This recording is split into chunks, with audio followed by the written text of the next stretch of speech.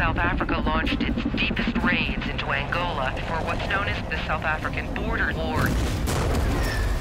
Ek het nie geweet dat my pa enigstens in die oorlog was nie. Hy het nog nooit hieroor gepraat nie. Hy het nog nooit vir iemand hiervan vertel nie. Daar is magte in die wêreld wat om Suid-Afrika 'n diensknegt te maak as deel van die slawerny van kommunisme. Dit is maar net, jy gaan nou weermag doen. You're 17. You can be manipulated to do what it is that they want you to do. You were aiming your rifle. Did you kill someone? How did you feel about it? There are certain things that happen that is locked up and the keys thrown away. They don't want to talk about it. And some of them have done so many bad things that they dare not talk about it. Die Nasionale Party, dit was 'n magtige masjien.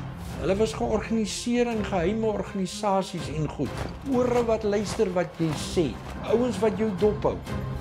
Daar's gebroke huwelike, daar's gebroke gesinne, daar's gebroke kinders wat gelei het onder hierdie stilswye. It's something we should be reckoning with. It's not something that we should continue to sweep under the rug.